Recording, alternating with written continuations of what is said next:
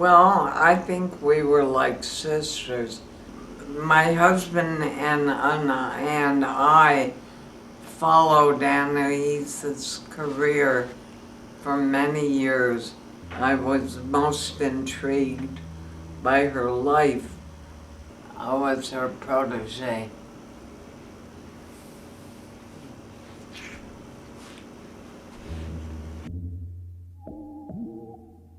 It was full of first problems, you know. I mean, nobody had ever done anything like this before, so it was full of all kinds of crazy things. And it was very clever the way she got around problems, you know. She was very resourceful, which she took in her stride and answered everything very casually. Didn't get ruffled about anything. So it worked out fine. Oh God, she was so wildly efficient. It was scary.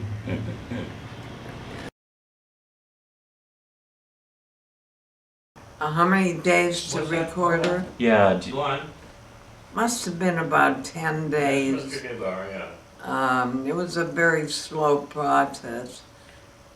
Come tomorrow? We had millions of questions, but nobody paid us, unfortunately. So it was a little hard to continue what we were doing when nobody paid the bills. I mean, they were collector's items, and they sold for large amounts of prices, like $25 a record. I mean, some of the most intimate details she held back, not at all. We were aware she was saying something that didn't seem to match exactly the picture, but I mean, they were part of Annie's alive, you know, and they didn't sparkle in themselves, but they were plenty good. She could turn out a wonderful word, no matter how sick she was, and she did. That's very good. Good writing. The costumes were extremely important, especially at Renata's parties. I just remember that she carefully made a top for the cage, and that was quite spectacular. Woo.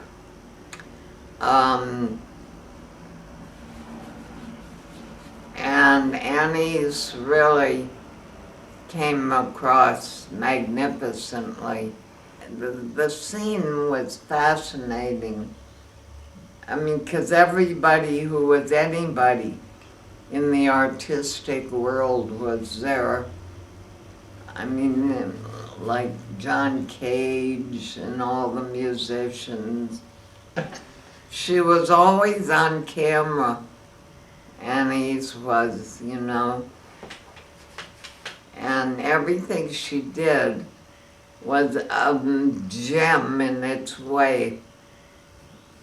So she performed. Oh, Vine those Street. were the days. The Man Ray days. Mm-hmm. With the parties where Juliet would throw off her clothes. Who did? Juliet Ray. Yeah. Well, of course, that was very considered, very risque.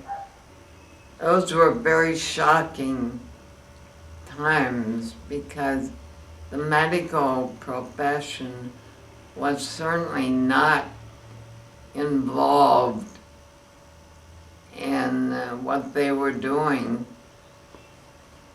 Was quite often, yeah. I mean, for a while there we were packing it in about like once a week. And we would always, almost always, go over to Henry Miller's house in Hollywood Canyon. And where? And Henry Miller was there. And we would try to shock him. And usually succeeded. I was astonished. For a little North Dakota girl, this was a real revelation. Many years of working with her and of being tipped off by Anais Nin how to get along with men. Oh, men, that was the magic word. I mean, tell me little tips about, you know, how to get along with men and what men like, and it was a revelation. Well, she was Miss Charm. She really was. Some home for lunch? And Hugo was quite businesslike, rather gruff, and we loved him from the word go. He loved us back. But she was extraordinary to work with. We were always in each other's minds. Dear Louis and Bebe, here is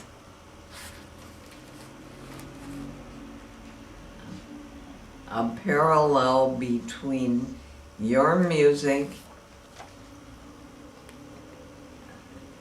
innovations, and my writing. And I assume you notice the engravings by Hugo, full of points and arrows and eros, and those were very meaningful days. Nothing went without an explanation.